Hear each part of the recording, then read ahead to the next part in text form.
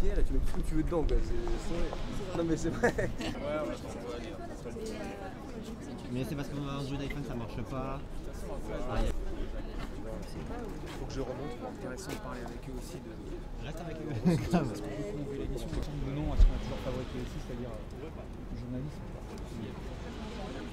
Moi j'ai pas vu cette émission, j'en ai eu les comptes rendus, je ne pas ici. C'est l'histoire de l'expert.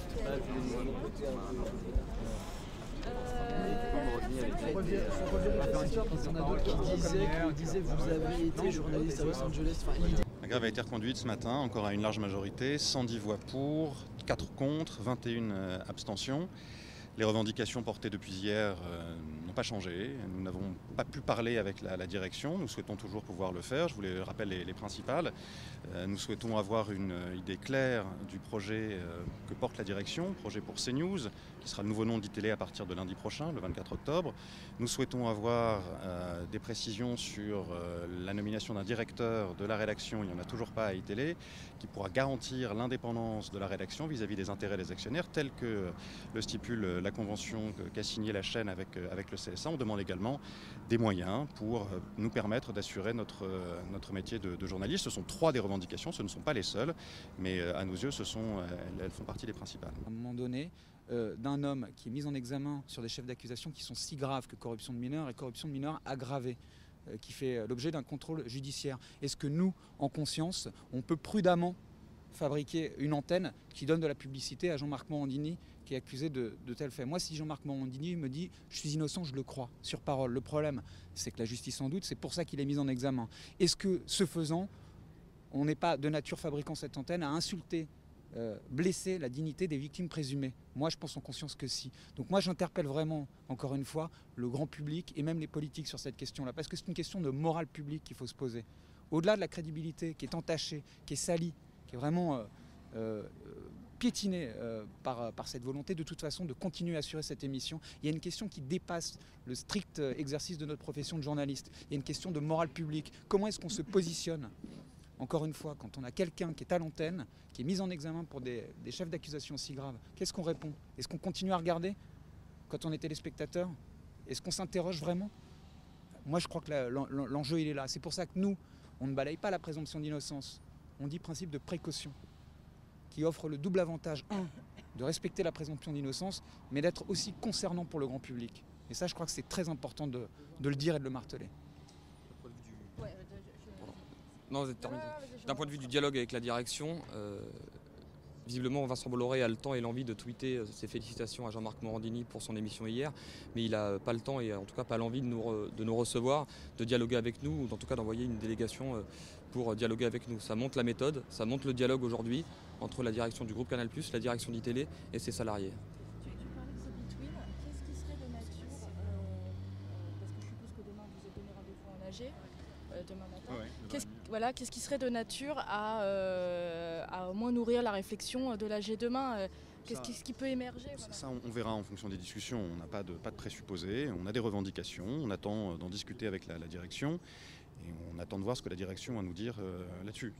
Mais on ne s'est pas fixé de cadre particulier pour le moment, de cadre autre que les revendications qui ont été définies.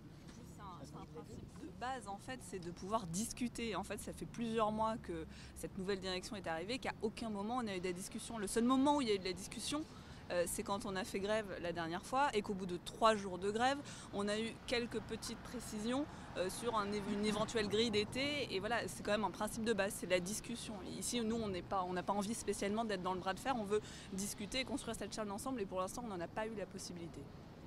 Décision, effectivement, pour le moment, depuis le début de la grève, on n'a pas pu discuter. On discute avec la direction de manière régulière, en tout cas les représentants des journalistes, les représentants du personnel le font de manière très régulière, lors de rendez-vous officiels. Voilà. Mais lors de ces discussions, à aucun moment, nous n'avons été entendus.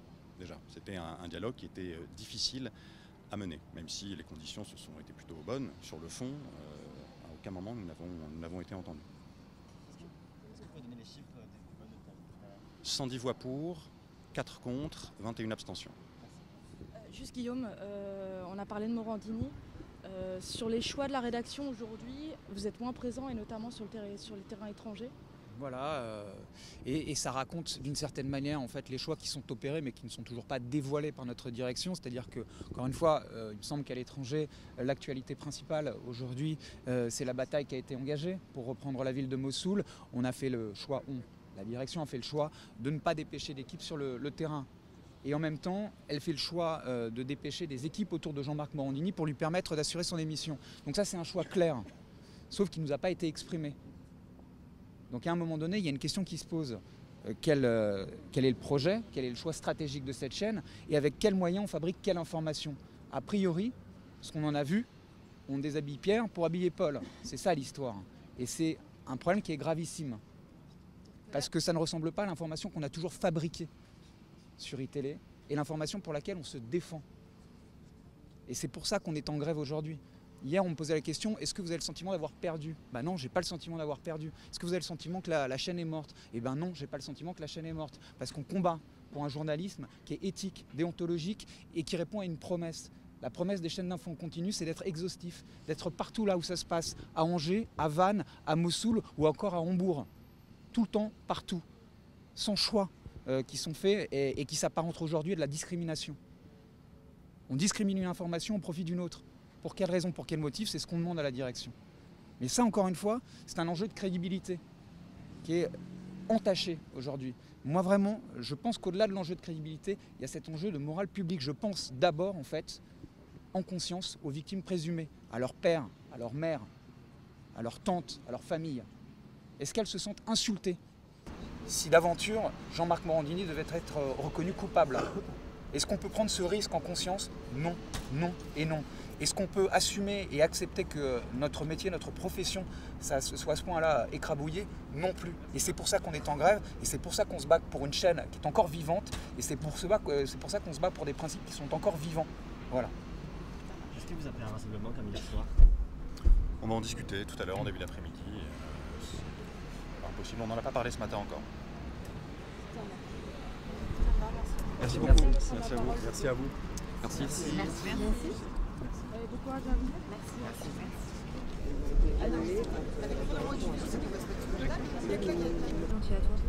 Après, elle n'a pas l'air très T'embrasses Mathilde, le maire avec qui on parle. Elle m'a dit qu'elle devait venir parce qu'elle m'avait envoyé un message en me disant je vais venir.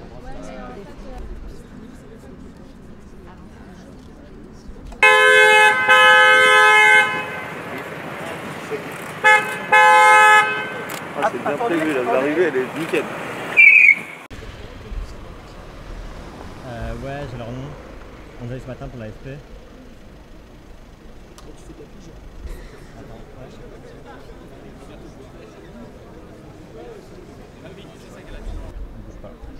C'est ouf, 85%. 140 voix pour, 3 abstentions et 2 non, un truc comme ça. 4 non, ouais, enfin c'est... Ouais d'accord, ouais parce que t'as les pourcentages puis t'as le nombre de personnes qui ont voté quoi. T'as 4 qui étaient pour.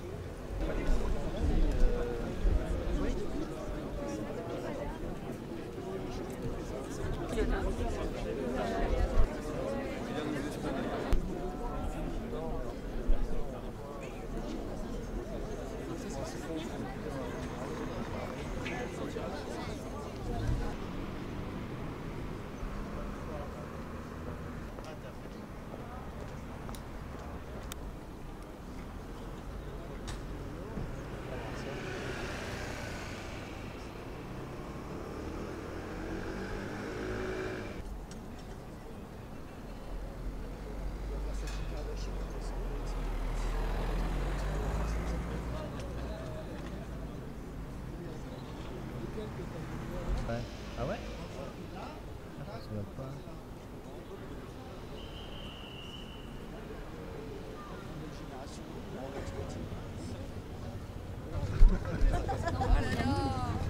Je sais pas, il parlait dans les Quoi? Bah ouais, ça s'est arrêté.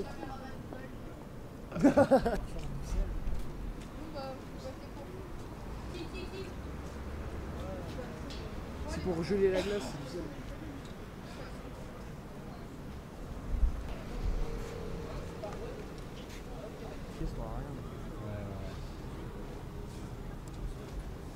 Ouais, je l'ai vu.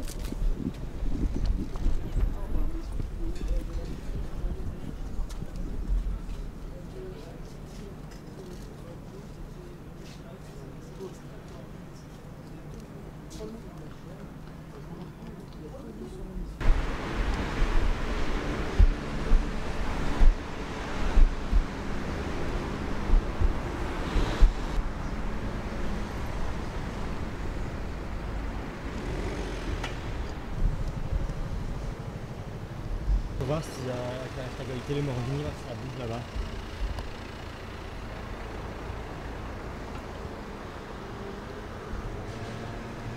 C'est pas lui, non. Voilà, il a beaucoup changé.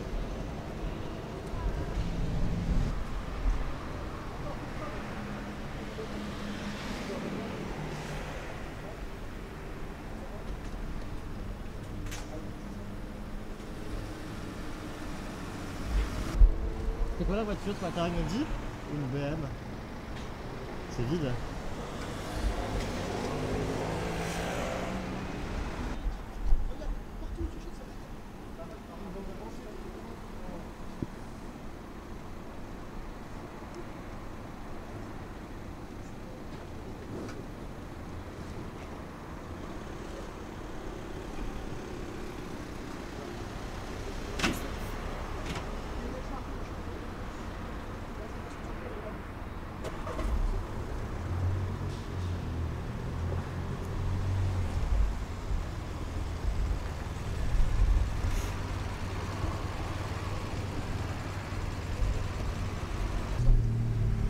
C'est lui? Non. C'est lui ou pas?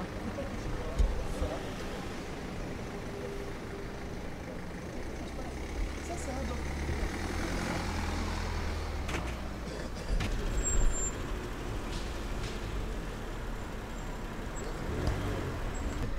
Attention, il va pas nous écraser.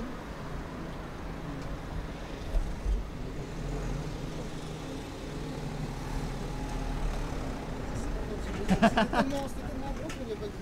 Oui, ça passe pas. Ça prend. Bah c'est ce qu'ils disent, ouais, moi je l'ai pas vu ce matin, on l'a raté. Ah bah super, il y a un mec qui fait un périscope devant. Parfait.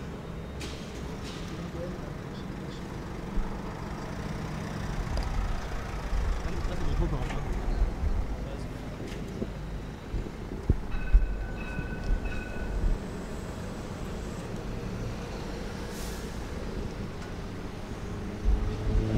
Qui est en live devant. Ah c'est le mec de LN, tout ça c'est bien.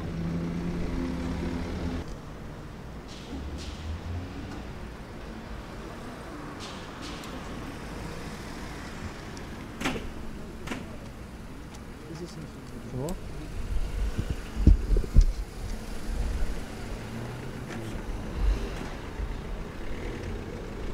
Ah mais j'aurais fait très bien d'activer, j'ai vu. Scooter.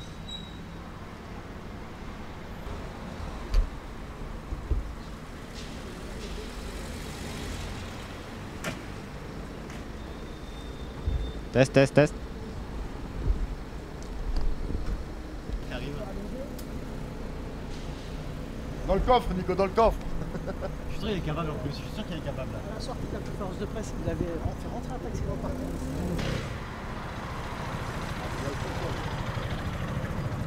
Sacrifiera le jeune. Faut le bloquer.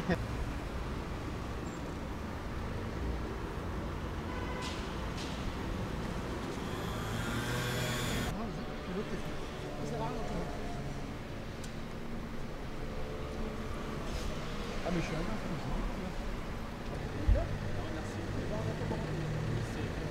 Donc ici, ça c'est... Passe pas rentrer. Une photo.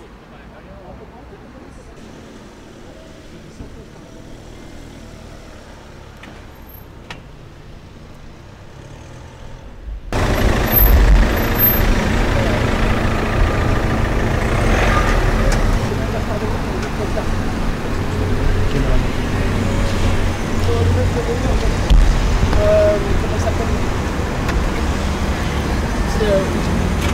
c'est